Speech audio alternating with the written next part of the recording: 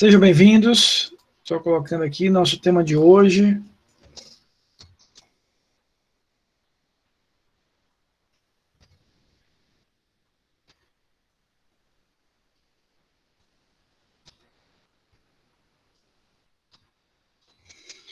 (155) a 157 do Código de Processo Penal. Queridos, nós hoje vamos iniciar a nossa segunda unidade. Josilene, seja bem-vinda, querida. Nós vamos começar hoje a nossa segunda unidade, uma unidade um pouquinho mais extensa, a gente vai seguir aí por algumas aulas. Ariadne, bom lhe ver também, sempre é ótimo reencontrá-los, mesmo que virtualmente. Minha querida Cristine, nós vamos hoje, portanto, iniciar nossa segunda unidade. Nós vimos a primeira unidade na aula passada, tratávamos lá dos atos de comunicação do processo. Hoje a gente começa a estudar as provas no processo penal. Então, por algumas aulas, nós vamos falar sobre as provas do processo penal. Na aula de hoje, nós vamos conversar sobre a chamada teoria geral das provas.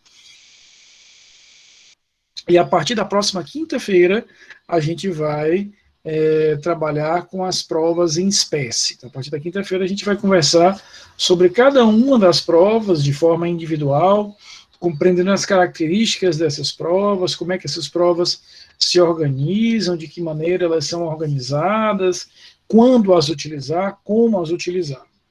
Na aula de hoje, no entanto, a gente vai trabalhar com a chamada teoria geral das provas. Nós vamos compreender como é que as provas, no seu sentido mais lato, são organizadas, e o que eu quero ver com vocês hoje. Para que servem as provas? Se existe algum tipo de hierarquia de provas, e conversar especificamente sobre esses 3 artigos que estão aí, artigos 155, 156 e 157, porque são artigos que, de forma muito organizada, disciplinam a esse arcabouço que a gente se acostuma a chamar de teoria geral. Mas, inicialmente, eu quero realmente começar do começo, sendo bem redundante. A primeira coisa que eu quero ver com vocês é que nós possamos compreender para que servem as provas, qual é a importância delas dentro do processo. Em outras palavras, o que é que isso é tão decisivo, ou por que é que isso é tão decisivo, a ponto da gente estudá-la da forma que a gente compreende. Veja só, sobre determinado aspecto, nós podemos compreender e afirmar que nada é mais importante no processo do que as provas.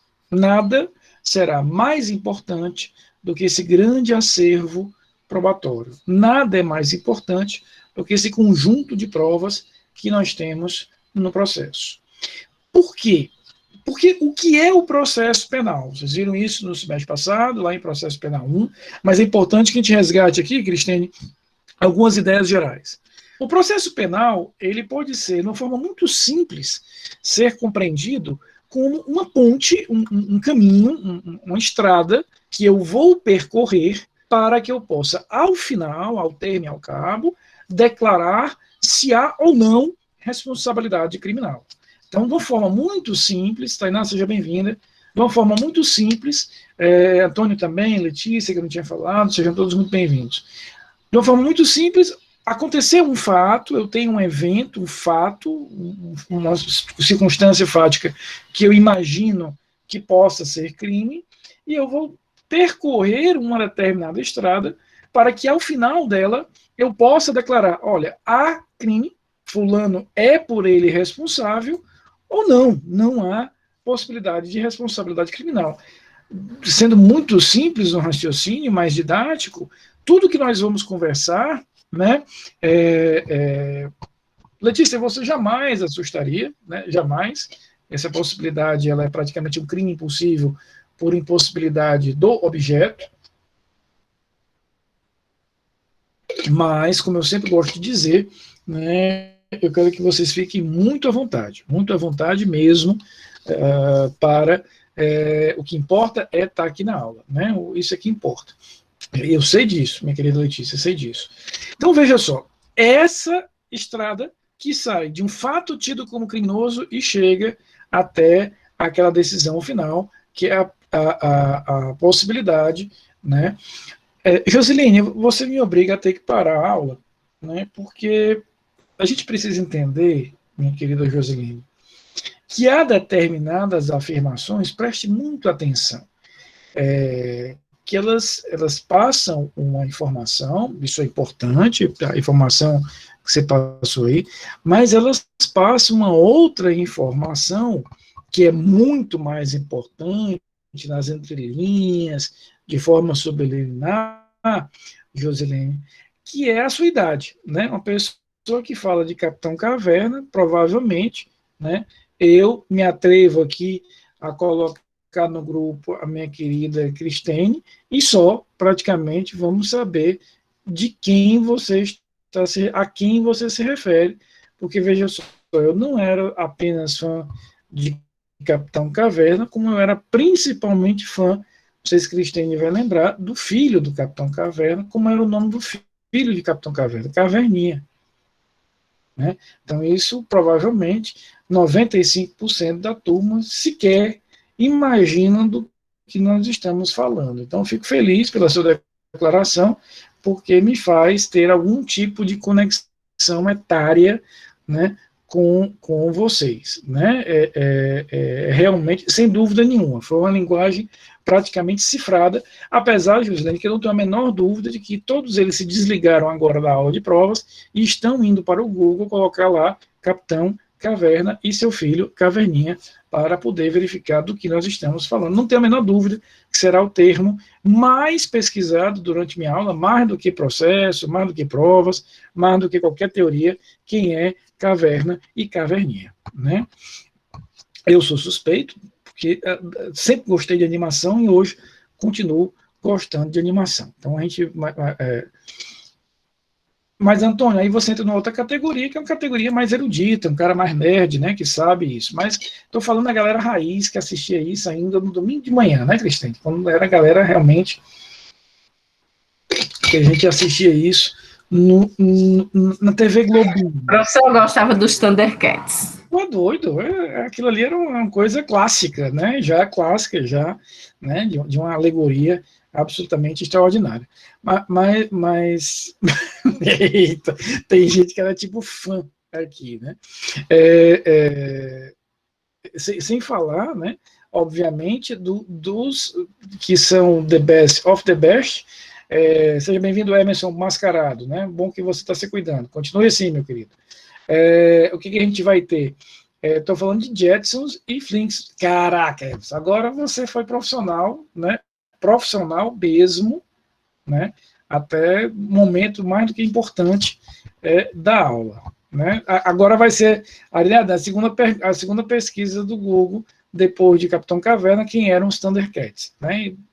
Direito processual penal não tem nada, mas sobre, né, cultura nerd, né, vai ser um sucesso. Nós precisamos, inclusive, eu já fico aqui o convite com vocês, eu fiz isso com algumas turmas no semestre passado, quando a gente avançar na nossa matéria, a coisa caminhar, já para o finalzinho do semestre, a gente pode efetivamente fazer uma aula dedicada a isso. Livros, séries, filmes. Eu fiz no semestre passado com algumas turmas e foi bem legal.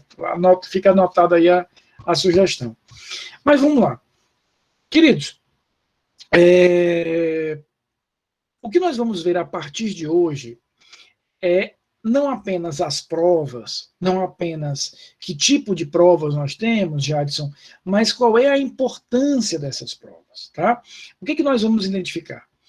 Lembra que eu falava agora há pouco, antes dessas intervenções de animação, que o processo penal é essa ponte, é esse caminho, é essa estrada que vai ligar um fato tido como criminoso até efetivamente uma resposta que é declarar se há ou não há responsabilidade criminal. É essa caminhada que nós vamos ter, que nós vamos desenvolver em relação a isso. É isso que a gente vai ver dentro dessa perspectiva.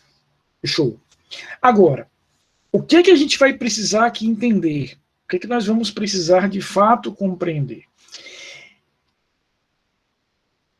esse recheio é, de alguma maneira, o ponto mais importante do processo, porque se eu tenho um processo, Kleber, sem esse recheio, que são as provas, eu tenho um processo vazio.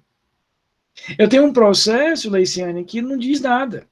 Eu tenho um processo que é absolutamente estéril na sua condução. Então, as provas representam esse grande recheio, esse grande conteúdo que eu tenho dentro do âmbito de um processo penal, para que eu possa, ao final desse processo penal, ter a segurança necessária para declarar se há ou não responsabilidade criminal.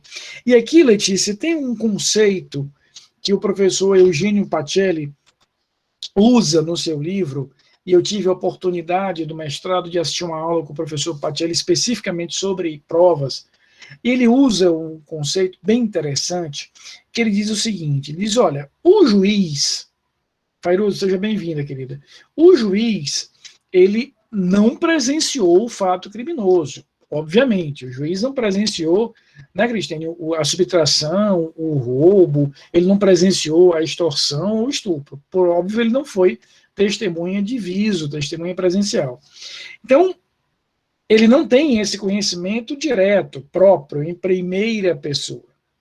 Só que ele precisa saber e ter a convicção se aquele fato efetivamente acontecera para que ele possa, sobre ele, aplicar o direito. Na verdade, tudo num processo se resume aqui. Tem um fato, tem um direito, tenho que verificar, né, aliás, se dá para fazer a subsunção entre direito e fato.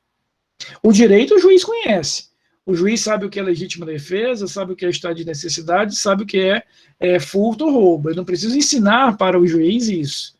Mas o que o juiz não conhece? O fato. Ele não presenciou, ele não assistiu. Ele não estava ali no momento que aquele fato ocorrera. Então, o que é que ele vai precisar? De um instrumento que possa fazer, Josline, que ele reconstrua na sua cabeça, ou construa na sua cabeça, aquele determinado fato. Porque na hora que ele constrói na cabeça aquele evento, aquela cena, aquela circunstância fática, aí sim, ele vai ter, considerando isso, capacidade de aferir efetivamente se há ou não, se existe ou não, se é possível ou não aplicar aquele determinado direito. Então, a gente pode resumir tudo isso, repito, na leitura do professor Eugênio Pacelli, de que a função da prova é reconstruir na cabeça do juiz o fato judicializado para que ele possa, sobre ele, decidir se há ou não responsabilidade criminal. É por isso que as provas representam um elemento tão importante, porque eles darão ao julgador a convicção sobre aquela circunstância fática para que ele possa, ao final, declarar se o fato existiu e se aquele indivíduo merece ou não merece responsabilidade criminal em relação a isso. É o que nós vamos ter diante desse determinado contexto, desse determinado cenário.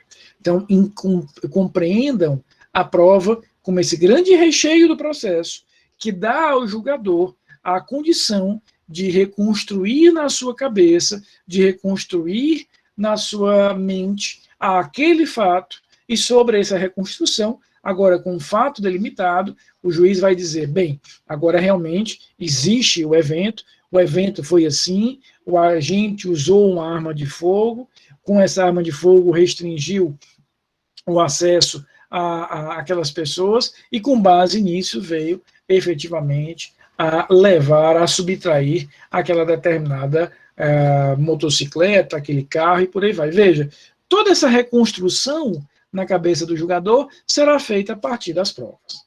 Tá? Essa é a primeira ponto, primeira coisa, primeira ideia que eu quero definir com vocês. Uma segunda ideia preliminar, primária, para que a gente possa entender essa grande unidade das provas. Durante muito tempo mesmo, o processo penal, a doutrina processual penal, ela gastou uma energia muito grande, para delimitar, organizar, disciplinar uma relação ou uma ordem hierárquica de provas. Minha querida Darlene, seja bem-vinda. No século passado, por exemplo, quando eu estava na graduação em Direito, né, há algumas décadas atrás, me foi ensinado essa hierarquia. Então, eu aprendi no século passado que a prova pericial ela vale mais do que a prova documental, que por sua vez vale mais do que a prova testemunhal. Mônica, era uma época que a gente ia a cavalo para a universidade, né, estudava em papiros, né, quando eu falo no século passado eu me sinto um pouco assim, a gente ia a cavalo, amarrava ali o cavalo na frente do bloco K, né, e subia com os papiros, penas, inclusive, para ter aula. Né? Obrigado, muito agradecido. Mas veja só, naquela época se gastava energia muito grande no processo, Darlene, para hierarquizar as provas. Qual era a lógica? A prova pericial, por ser uma prova científica, por ser uma prova técnica, valeria mais do que a prova documental, e essa, por sua vez, teria maior validade do que a prova testemunhal. Muitos usavam, inclusive, Mônica, uma expressão muito grosseira, primeiro, muito grosseira, e segundo, equivocada, tecnicamente, que diziam que a testemunha seria a prostituta das provas. Por que eles diziam isso? Porque eu poderia, por exemplo, pagar alguém para que aquele alguém depusesse a meu favor ou contra alguém. Primeiro, é muito grosseiro, eu repito. E segundo, que é muito equivocado, porque nos dá uma falsa ideia, né, de que somente a prova testemunhal seria uma prova corruptível ou corrompível. Ora, eu posso falsificar um documento, Cristiane, eu posso ameaçar ou corromper um perito. Então, qualquer prova ela é uma prova passível de corrupção, de equívoco, de falha. Reservar a um patamar, a um nível menor a prova testemunhal, repito, é um equívoco técnico, além de uma informação muito grosseira. Então, esqueçam essa história de a prostituta das provas. Isso não existe, e isso é equivocado. Por quê? Porque o processo moderno, felizmente, ele abandona, Fairuze, essa obsessão que eu aprendi algumas décadas atrás de hierarquizar as provas. E ele passa a compreender, Joseline, o seguinte: não há uma prova que valha mais do que a outra. Não há uma prova mais importante do que a outra. Porque eu só vou conseguir mensurar qual dessas provas é mais ou menos importante no caso concreto. Eu só vou conseguir aferir que prova é mais importante do que a outra diante de uma situação concreta. Somente diante do caso concreto é que eu vou conseguir efetivamente declarar, definir, delimitar se há ou não importância. Dizer de forma abstrata, sem olhar para o processo, que a prova X é mais importante do que a prova Y, simplesmente por um conceito, por uma característica, é um equívoco. Porque, veja só, Darlene, de fato, a prova pericial é a prova que vai me autorizar a dizer que aquele projétil saiu daquela determinada arma. Tudo bem. Mas a prova pericial, dificilmente, se não nunca, vai ter condições de me dizer qual era a relação de amizade entre vítima e réu. O que foi que a vítima disse no momento final ali da sua vida, ou o que foi que o réu disse ao praticar aquele determinado fato. Então, o que é que o processo moderno faz? Ele ressignifica essa hierarquia para dizer, olha, do ponto de vista teórico, não existe nenhuma prova que seja mais importante do que a outra. É, no caso concreto, que eu vou avaliar não a importância, mas a utilidade da prova. Porque importantes todas são. E esse raciocínio que reservava um espaço inferior, menor, à prova testemunhal, além de ser um raciocínio, repito, indevido, é um raciocínio que gera um problema prático muito grande. Porque no Brasil, a imensa maioria dos processos penais são resolvidos com base na prova testemunhal. É a prova testemunhal que resolve a esmagadora maioria dos processos no Brasil. No máximo ali,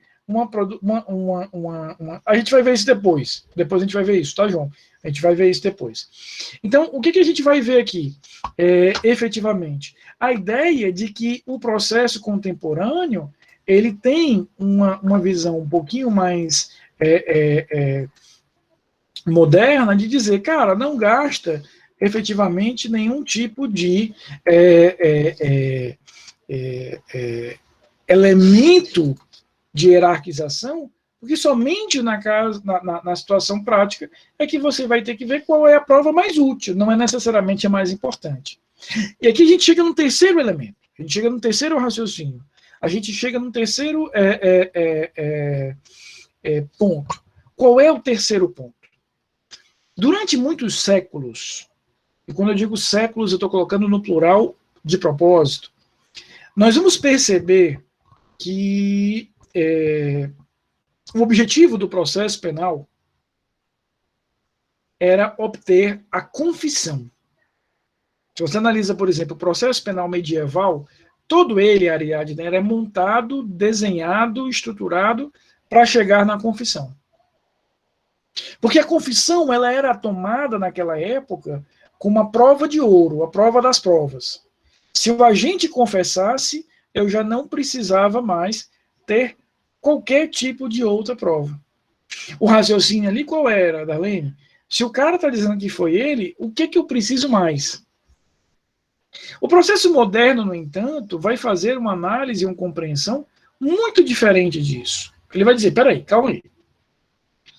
Primeiro, a confissão, diz o processo penal moderno, deve ter um valor relativo. Ela é uma prova útil, ela é uma prova válida, mas ela não deve ser uma prova absoluta. Por quê? Porque no processo moderno a gente vai perceber que eu posso estar, por exemplo, confessando para proteger alguém, eu posso estar confessando porque me estão pagando para confessar, eu estou confessando porque eu faço parte de uma organização criminosa e os líderes daquela organização criminosa me mandaram confessar. Então, o processo contemporâneo vai dizer, olha, tudo bem, a confissão continua existindo. Tanto é que lá em direito penal, vocês aprenderam que a confissão ela é uma atenuante, tá? Mas ela não tem mais o valor absoluto que ela tinha algum tempo atrás. E, na verdade, eu estou tomando aqui a confissão como um exemplo, mas o que eu quero que vocês entendam nesse raciocínio que a gente está desenvolvendo agora é que não há nenhuma prova que seja absoluta. Nenhuma prova, Darlene, ela vai ser uma prova absoluta. O juiz, em nenhum caso, vai ter condições ou poderá decidir, Jadson, com base numa única prova. Não existe no processo penal a prova de ouro, a bala de prata. Dizendo, eu tenho essa prova, eu não preciso de mais nada. Não. O juiz sempre decidirá com base no conjunto probatório. Ele sempre vai decidir com base no conjunto da prova. Ele não deve efetivamente decidir com base numa única e derradeira prova. Ele vai decidir com base no conjunto da prova. E aqui eu queria usar uma alegoria para a gente entender bem esse conceito. Vocês já viram um mosaico? Imagina um quadro, imagina um painel que é formado por pequenas pastilhazinhas, pequenas partes, formam um mosaico. Tem um ali no Dragão do Mar, grande, né? Vocês já devem ter visto outros. Quando eu vejo um mosaico na parede, numa tela, numa mesa, ou onde quer que seja, eu percebo que ele é formado por dezenas, centenas, às vezes milhares de pequenas peças, né, de vidro, de pedra, de madeira, o que quer que seja. Cada uma dessas peças tem uma cor diferente, mas quando eu me distancio desse painel, Misael, me distancio desse quadro, eu consigo perceber que há uma cor predominante. O fato da cor predominante ser o azul, o vermelho ou o roxo não significa dizer que todas as peças são daquela cor. Significa dizer que, dentre as cores que ali estão representadas, uma se sobressaiu. O que isso tem a ver com a nossa aula? O que isso tem a ver com a nossa disciplina? O que isso tem a ver com o nosso tema? Tem a ver o seguinte: o juiz tem que avaliar a prova como esse grande painel, onde cada elemento de prova será uma dessas pastilhas. O depoimento de uma testemunha, um documento, um interrogatório, uma perícia. E aí, o que é que o juiz faz? Ele se distancia disso, ele se distancia desse contexto, ele se distancia desse painel, e vai ter que perceber, veja só, qual é, Jadson, a direção preponderante que aquela prova aponta. Então, eu queria agora fixar uma ideia muito importante para o nosso estudo das provas. Primeiro, não existe uma prova de ouro, não existe uma bala de prata, não existe uma prova que sozinha possa fundamentar um processo. Primeiro ponto, exigir qualquer tipo de unanimidade da prova.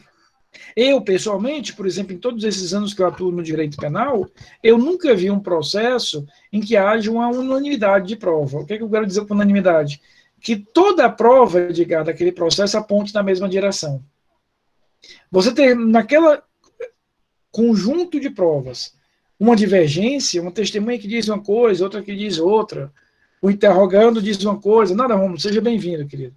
E a perícia diz outra, é normal. Então, eu quero que a gente compreenda aqui juntos, Alfredo, que para que eu decida aquele processo, eu preciso estar aqui no meio termo. Eu nem vou decidir com base numa única prova, e eu nem vou exigir que o juiz somente decida quando ele encontrar a unanimidade das provas. Não. O juiz vai ter que ter uma sensibilidade, Lorena, de se distanciar da prova, de se distanciar desse painel, olhando ali cada prova individualmente e perceber e ver qual é a direção preponderante. Não, a direção preponderante, a maior parte da prova, de fato, confirma que aquele evento aconteceu, que o José da Silva levou o carro do João utilizando uma arma de fogo. A prova testemunhal, pericial, documental, interceptação telefônica, vídeo, colaboração premiada, todos esses meios de prova ou meios de obtenção da prova são meios que levam ao que o juiz tenha essa convicção. Então percebam isso. Afasta os extremos. Quais são os extremos? Eu tomar uma decisão com base numa única prova ou eu ter que ter a unanimidade da prova? Não.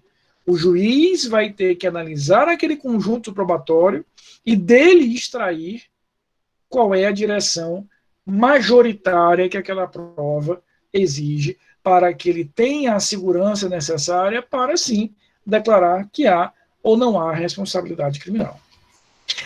Essa pequena introdução, nem tão pequena assim, que foi meia hora, deu para compreender os pontos principais?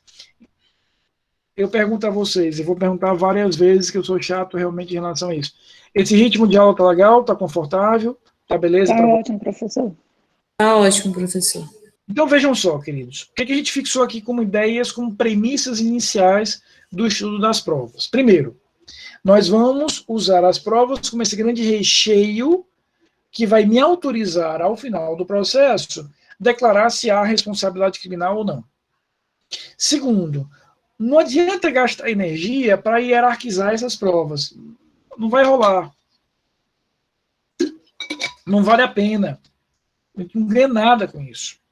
Então, não tem porquê a gente ter isso. Terceiro, o juiz vai decidir com base nesse conjunto probatório. Ele olha para a prova, ele verifica aquela prova e extrai dali qual é a direção preponderante, a direção dominante que aquele determinado conjunto de provas vai ter. Essas são as premissas que nós precisamos passar. Eu reconstruo na cabeça do juiz o fato a partir das provas e utilizando esse conjunto probatório. Agora a gente pisa um pouquinho mais no chão durante a nossa aula e nós vamos conhecer os 3 primeiros artigos do título dos crimes, do título das provas no processo penal, os artigos 155, 156 e 157. Eles, de alguma forma, trazem um arcabouço geral da teoria geral das provas. Veja o que diz aí, Andiara, no artigo 155. Eu vou ler todo, depois a gente vai dissecando. O juiz formará sua convicção pela livre apreciação da prova produzida em contraditório judicial, não podendo fundamentar sua decisão exclusivamente nos elementos informativos colhidos na investigação, ressalvadas as provas cautelares, não repetíveis e antecipadas. Vamos organizar melhor isso aqui. Primeira parte do artigo 155 caput, ele define aqui, a regra geral que vocês já aprenderam lá atrás. Vocês viram isso na teoria geral do processo e viram isso principalmente no semestre passado, quando estudaram princípios do processo penal. O juiz formará sua convicção pela livre apreciação da prova. Então, o juiz está livre para formar sua convicção, ele não tem que partir de nenhum pressuposto pré-fixado, pré-estabelecido, ele tem liberdade, mas, claro, ele vai formar sua convicção dentro da prova que existe nos autos, dentro daquele quadrado ali que representa o conjunto probatório. E não apenas isso, essa prova tem que ser produzida em contraditório judicial. O que significa o contraditório? O contraditório significa que as partes vão se digladiar, vão efetivamente entrar em conflito, aqui em choque, uma argumentando, a outra contra-argumentando, uma produz uma prova, a outra produz outra prova, mas que esse choque entre as partes autorizará o juiz a ter uma prova mais bem construída, mais sofisticada. Lembra que o processo é, por definição, dentro do modelo brasileiro de processo, observada a matriz romano-germânica, Josilene, um processo dialético. Tem uma tese que é o quê? Confrontada com uma antítese, e daí vai surgir uma síntese. Ele praticou o fato e ele merece todas as majorantes. A defesa vem dizendo, ele não praticou o fato. Essas duas visões, tese e antítese, vão se confrontar, e desse confronto o juiz vai extrair uma síntese, que pode ser, por exemplo, Tainá dizer, ele praticou, mas não com todas essas majorantes. Então, isso é o resultado de um processo contraditório.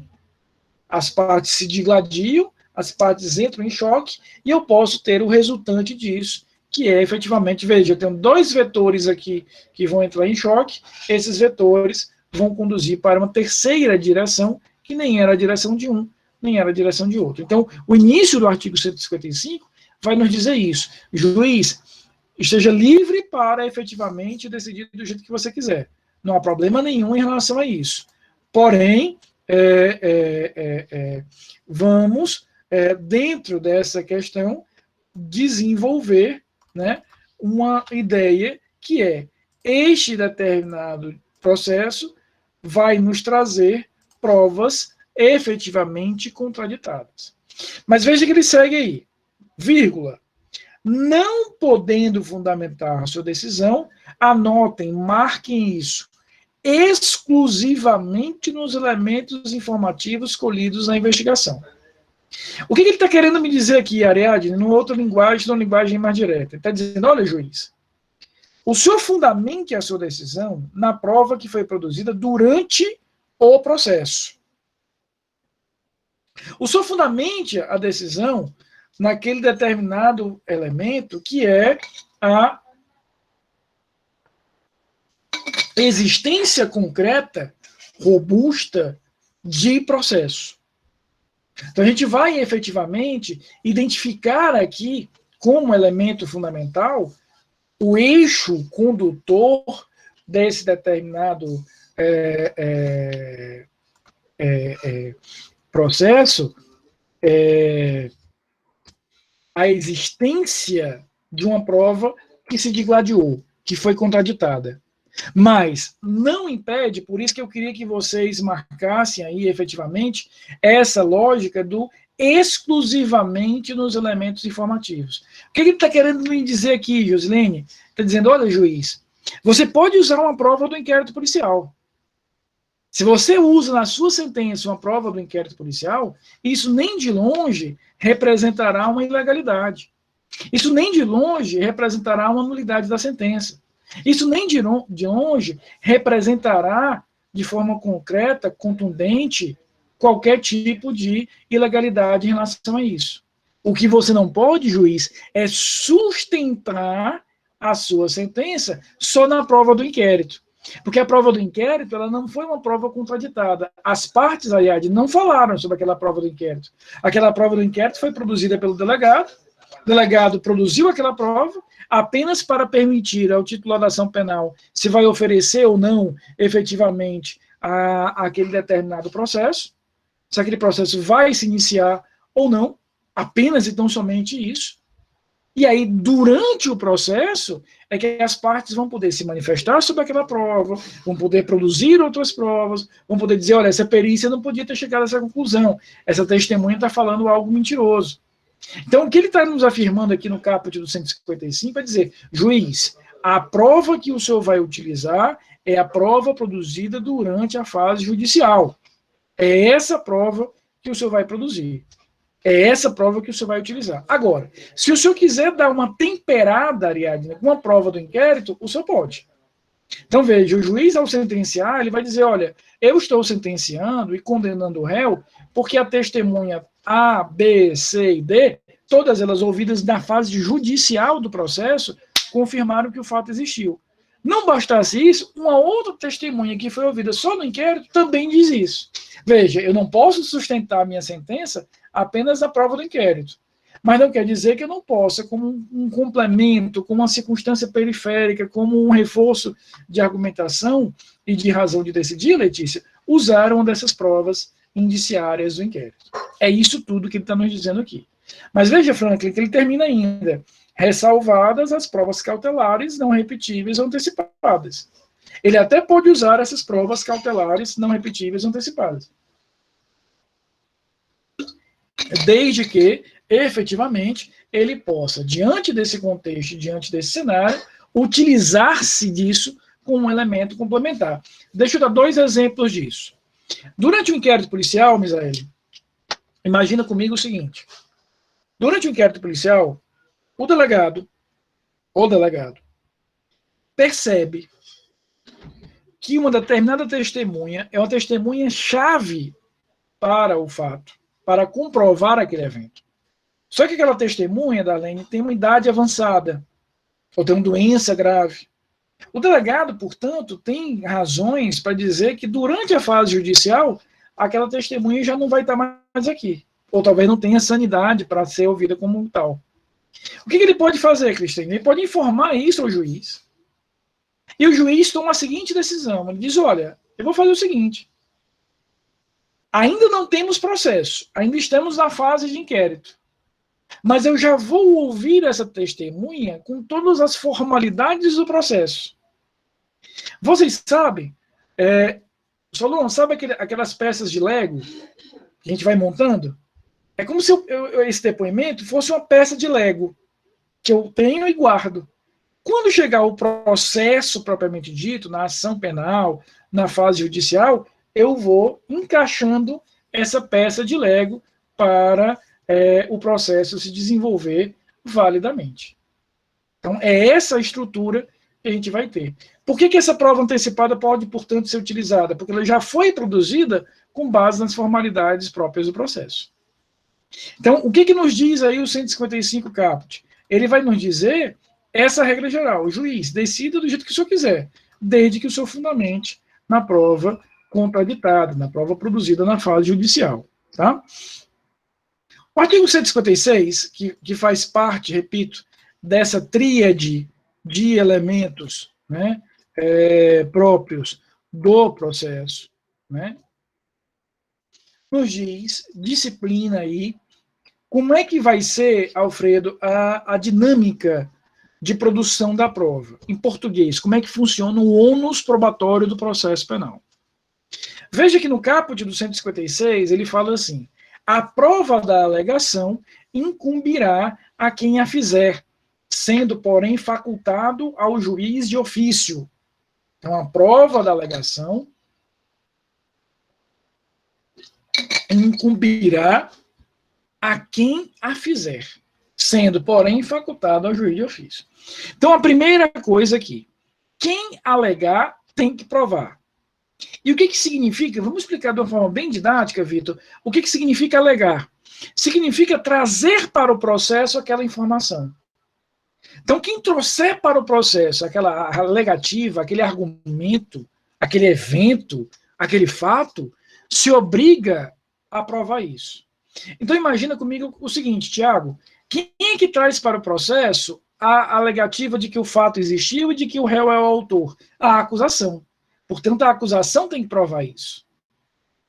Mas quem é que traz para o processo a alegativa, o argumento, o fundamento, João, de uma legítima defesa? É a defesa. Logo, quem é que tem que comprovar a existência da legítima defesa? A defesa. A defesa arguiu um estado de necessidade, ou uma coação irresistível, ou uma obediência hierárquica. Beleza. Então, aquela novidade foi trazida para o processo por obra e graça da defesa. Ela se obriga efetivamente a provar isso. Aqui eu queria deixar bem claro, Felipe, uma ideia que não pode fugir da nossa cabeça. Nós temos uma máxima que é errada, muito forte no senso comum, mas que está errado. O processo não é obrigação apenas da acusação. O processo é colaborativo. Então é errado a gente afirmar que a acusação tem que provar tudo, Leiciane. Não. Ela tem que provar o que ela está alegando. Claro, ela tem um peso muito grande. Por que ela tem um peso muito grande? Porque ela que inaugura o processo como titular da ação, é ela que traz a alegativa principal, a existência do fato, a existência da autoria, e por força do princípio do indúbio pro réu, na dúvida sobre a prova, absolve. Tudo bem. Então, peso para a acusação, no que diz respeito, Ticiane, ao ônus de provar, a obrigação de provar, é muito maior do que para a defesa. Mas não podemos imaginar que é uma obrigação apenas da acusação. Não. É uma obrigação de quem trouxer aquele alegativo.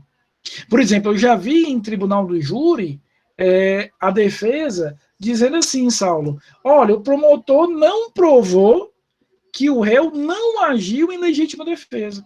Meu caro, quem está trazendo a legítima defesa para a discussão é você. É você que tem que provar isso.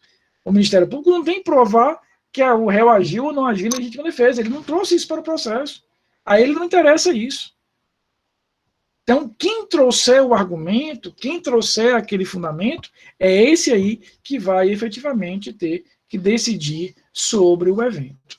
É ele que vai ter que provar sobre aquilo ali. Agora, veja só, o caput do 156 diz, porém, facultado ao juiz, de ofício. Então, toma nota, Ariadne, o juiz pode, de ofício, produzir prova.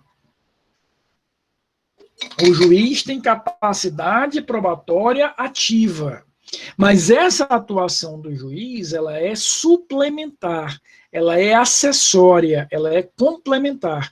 O juiz não pode substituir as partes. O juiz não pode ter um protagonismo na produção da prova. Sobretudo considerando o sistema acusatório, que nós conversamos, vocês conversaram no semestre passado. Cristine, inclusive, conversou comigo e outros tantos lá em processo penal 1. Então, aqui, veja, o que o código diz? Juiz, você pode produzir a prova de ofício. Porém, veja o que diz o inciso primeiro. Ordenar, mesmo antes de iniciar a ação penal, a produção antecipada de provas consideradas urgentes e relevantes, observando a necessidade, adequação e proporcionalidade da medida. 2. Determinar no curso da instrução ou antes de proferir sentença a realização de diligências para dirimir dúvidas sobre ponto relevante. Então, a gente percebe aqui, dentro desse contexto, dentro desse cenário, que o código autoriza que o juiz produza a prova. Mas, veja, reserva ao juiz, de forma muito clara, Kleber, uma atuação periférica. É como se ele dissesse, o juiz, você pode produzir, mas pouquinho, só sobre um ponto específico. Se o senhor está com uma dúvida, por exemplo, imagina que o caso é de homicídio de trânsito. Aí o juiz está em dúvida se o limite de velocidade máximo autorizado naquele local onde aconteceu o fato, Alcides, é 80 km por hora ou é 110 km por hora. O juiz pode, de ofício, sem que ninguém o provoque, por exemplo, determinar a intimação da Polícia Rodoviária Federal para que a Polícia Rodoviária Federal informe efetivamente, se aquele determinado quilômetro tem um limite de 80 ou de 110. Veja, ele não pode substituir a parte. Não cabe ao juiz provar que o fato aconteceu, provar a autoria, provar a legítima defesa, nada disso. Mas ele vai ter a possibilidade ativa de produzir prova como um elemento suplementar, como um complemento em relação àquilo. Então, fechando aqui o 156, o ônus probatório é de quem trouxe aquele argumento, trouxe a alegativa para os autos. O juiz tem, efetivamente, uma complementação em relação a isso. Tá? O artigo 157, que foi redação nova de 2008, ele traz o que já existia na Constituição. Né? Ele apenas traz para o Código o que existia na Constituição. São inadmissíveis, devendo ser desentranhadas do processo, as provas ilícitas, assim entendidas, as obtidas em violação a normas constitucionais ou legais. Então, o que a gente trabalha aqui? Positiva-se no Código aquilo que já estava na Constituição. A Constituição, efetivamente, vai ter a positivação disso, trago para o Código. Aqui a ideia, Ariadne, é que o Código e a Constituição falem a mesma língua. Então, o que ele está dizendo é simples. A prova que é ilícita, porque contrariou um dispositivo da Constituição, porque contrariou um dispositivo infraconstitucional, tem que ser retirada, tem que ser afastada. Então, o que for prova ilícita, Rafael, o que é que gera uma ilicitude? Qualquer ofensa à Constituição ou uma norma infraconstitucional. Uma interceptação telefônica feita em ordem judicial, uma busca e apreensão feita em ordem judicial ou feita de madrugada sem que o dono da casa autorize, uma prova obtida mediante tortura, uma prova falsa, tudo isso é prova ilícita. Na hora que eu perceber a ilicitude da prova, o que é que eu faço? Afasto. O Código, no entanto, ele traz a positivação da chamada teoria da árvore. Professor, tem as ilegítimas também, né? Que são aquelas que só não cumprem aquele prazo de ser apresentada 3 dias antes do julgamento, né? Mas exatamente. Ela é um tipo de lista, né? A ilegítima seria aquela, Andiara, que deixou de observar uma regra procedimental. Você muito bem exemplificou com esse limitador aí em relação ao júri. A ilegítima seria, portanto, uma espécie de ilícita, porque ela vai atacar uma norma procedimental. O exemplo que você citou é muito interessante. No júri, para que eu use uma prova no júri, eu tenho que trazer ao processo, juntar ao processo, até 3 dias antes. Se eu juntar depois, seria um exemplo de prova ilícita. Mas de que natureza? Ilegítima, que contrariou uma norma processual.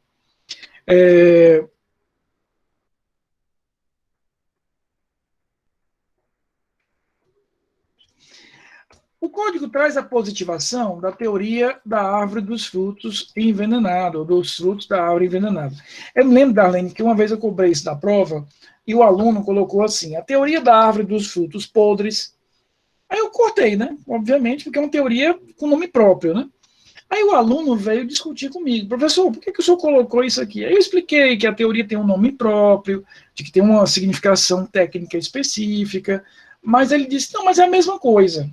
Aí eu fui explicando, Joslene, fui explicando, até que eu não tinha mais argumento para explicar para ele que não era a mesma coisa. Eu disse, meu amigo, imagina comigo o seguinte, eu te entrego uma maçã podre e uma maçã envenenada, e você tem que comer uma das duas. Qual é a que você come? Não, professor, eu vou comer a podre. Eu disse, pois é, porque o que vai acontecer com a podre, Darlene? Fininha, dá só uma fininha, você dá uma emagrecida, até positivo, né? Dá aquela afinada, né? Tranquilo, toma ali uma aguinha de coco, né? Uma coisinha ali, e missão cumprida. Né? Dá até um upgrade, assim, você termina, não, beleza, emagreci aqui, em 2 dias perdi 15 quilos, mas tá tranquilo, tô tranquilo, sereno aqui e tal. Nada, Antônio, nada, o que um Floratil não resolver, pouca coisa no mundo resolve. A minha mãe tem uma teoria, sempre que a gente viaja aqui em casa, ela diz que tem que levar Floratil. Mas por quê? Não, porque é importante. Quer dizer, eu vou para o meio da selva, tem que levar, porque é o que vai resolver, entendeu? Assim, é a única preocupação objetiva da senhora, minha mãe. E uma vez eu viajei com 2 amigos, e de fato um deles precisou na viagem do Floratil. Quando eu falei isso para ela, pronto, viu? Eu disse. Se não tivesse levado, você ligava para uma farmácia e pedia, né? Você não vai para a selva, tem um negócio chamado farmácia. Mas, enfim, o que a gente vai ter? Dentro dessa lógica, a teoria da árvore dos frutos envenenados é um nome próprio de uma teoria. E o que ela sinaliza? Ela vai dizer, olha o que diz aí o parágrafo 1º. São também inadmissíveis, porque ele já disse que são inadmissíveis as ilícitas lá no caput, são também inadmissíveis as provas derivadas das ilícitas, salvo quando não é evidenciado nexo de causalidade entre umas e outras, ou quando as derivadas puderem ser obtidas por uma fonte independente das primeiras. Aí o que ele diz aqui no parágrafo 2º? Eu vou já explicar isso melhor.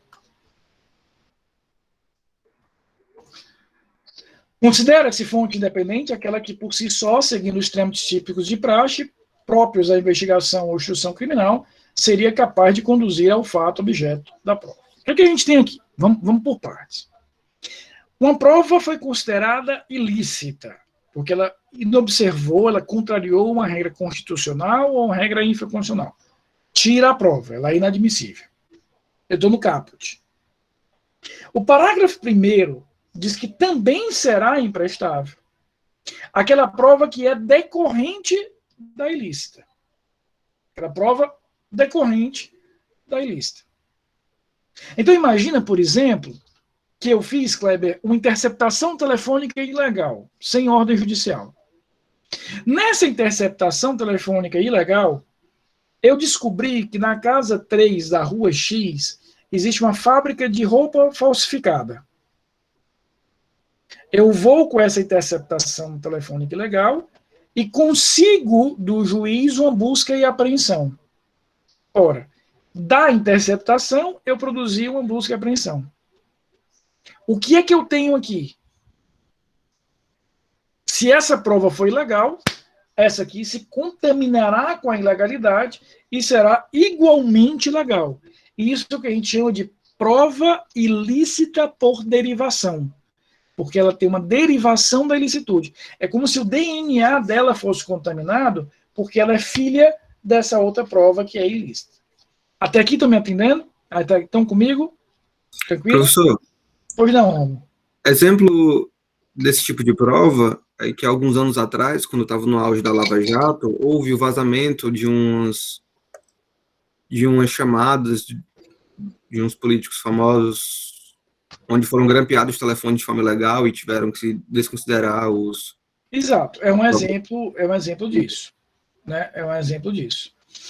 Aí, avançando um pouco nisso. Então, a gente tem uma prova que é ilícita.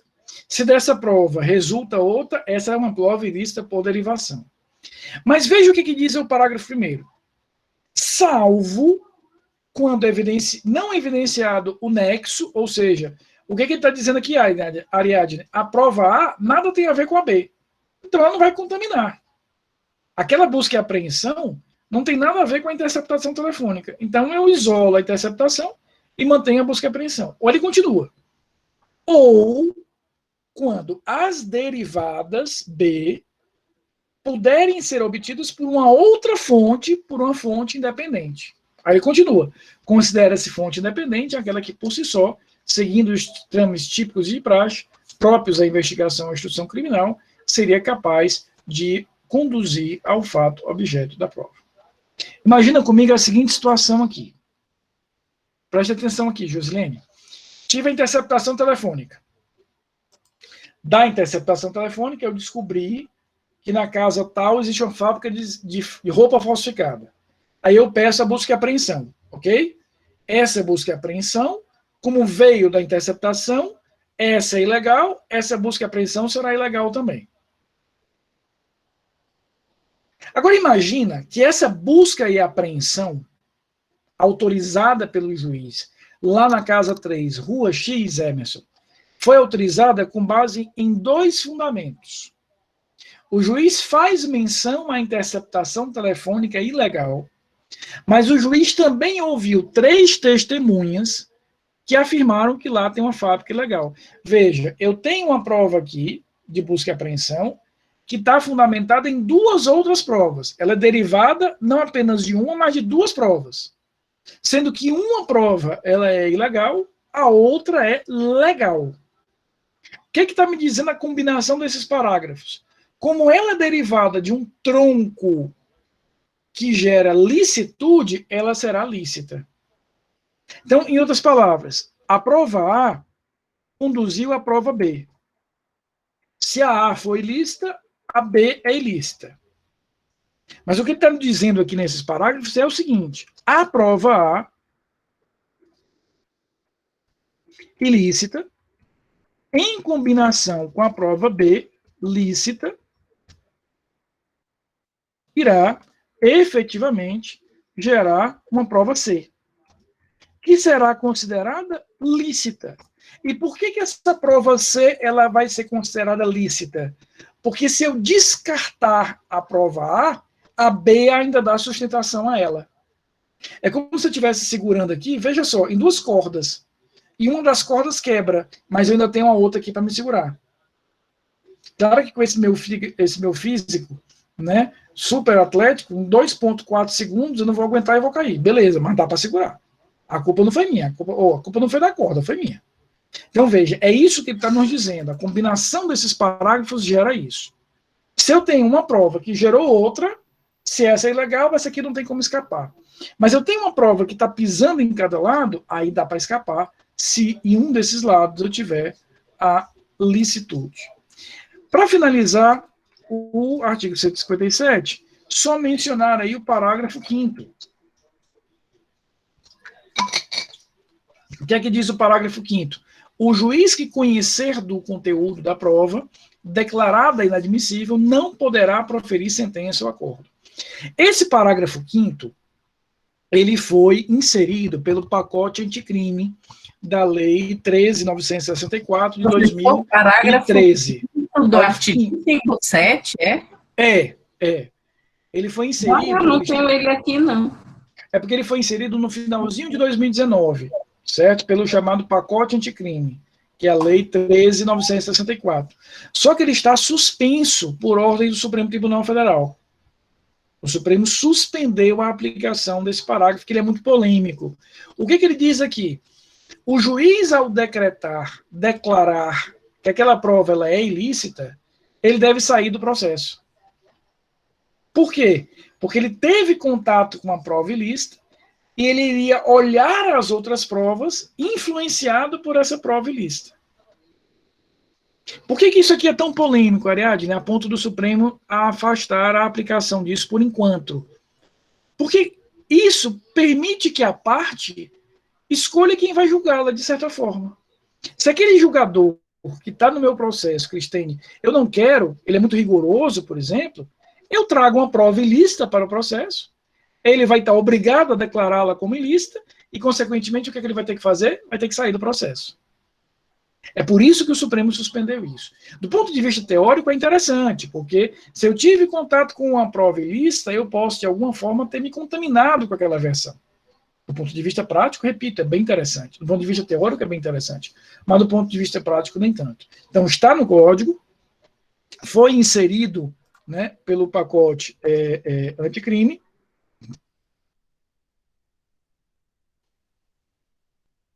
Mas o juiz... Mas está suspenso. O juiz que seguiria não iria ler os autos e ver também a prova ilícita? Não, porque aquela prova ilícita vai ser retirada do processo. Aquele depoimento, por exemplo, João, eu retiro do processo, desentranho. Então, o novo juiz não iria saber o que aconteceu ali. Saberia apenas que teve uma prova, mas ele não sabe qual foi. Não iria ter como saber o que foi a prova ilícita. Não, porque a decisão foi do outro. Então, do ponto de vista teórico, dentro de um modelo teórico, é bem interessante. Porque o juiz ele não vai se contaminar com algo que ele não deveria. Porque mesmo ele tendo retirado do processo, pode ser que ele venha ler as outras provas ainda com aquelas lentes da prova ilícita. Mas do ponto de vista prático, a gente vai ter uma dificuldade, que é essa, a possibilidade de eu retirar um juiz que está sendo incômodo, por exemplo, através disso. Para finalizar... Mas do ponto de vista prático, assim, de se chegar à verdade, acaba que dificulta, né? Porque às vezes tem, por exemplo, gravações telefônicas que fica ali cabal o fato, né? Uhum. E aí ela, por ser considerada ilícita, não pode ser nem... Exato, mas aí o juiz ficou tão influenciado por aquilo ali que vai olhar as outras provas com base naquilo que ele já se convenceu, né? Teve um caso, quando eu fiz processo cena 1, que era de um caso de uma mulher que ela dava Lexotan para as filhas menores para poder receber o amante em casa. E aí o marido gravou, e aí depois o Supremo derrubou isso aí, porque não considerou que a prova era ilícita. Aí acaba que o julgamento fica comprometido, porque a prova era importante, né? Exatamente. Para finalizarmos por hoje, a teoria do encontro fortuito de provas, ela diz o seguinte, ela diz que se eu estiver buscando uma determinada prova, mas eu encontrar a prova de um outro crime, isso vai ser válido. Deixa eu dar um exemplo.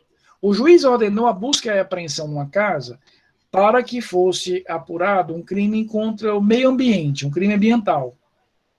Quando chegou lá, a polícia, para cumprir aquela determinada ordem, não encontrou nenhuma referência do crime ambiental, nem uma penazinha de um papagaio, mas encontrou uma prova importante para um homicídio, para um crime de corrupção.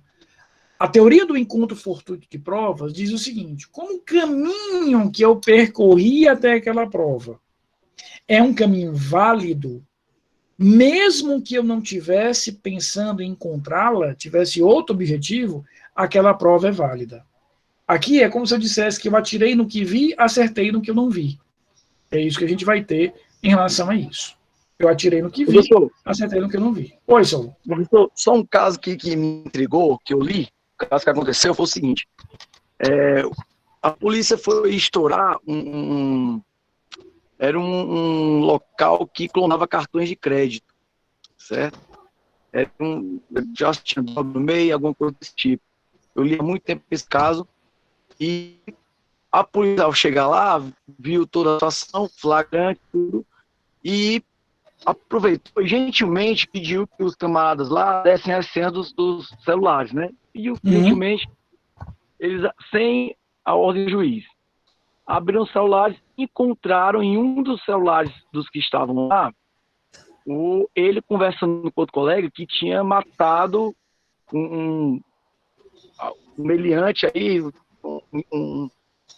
um desafeto dele, um determinado bairro.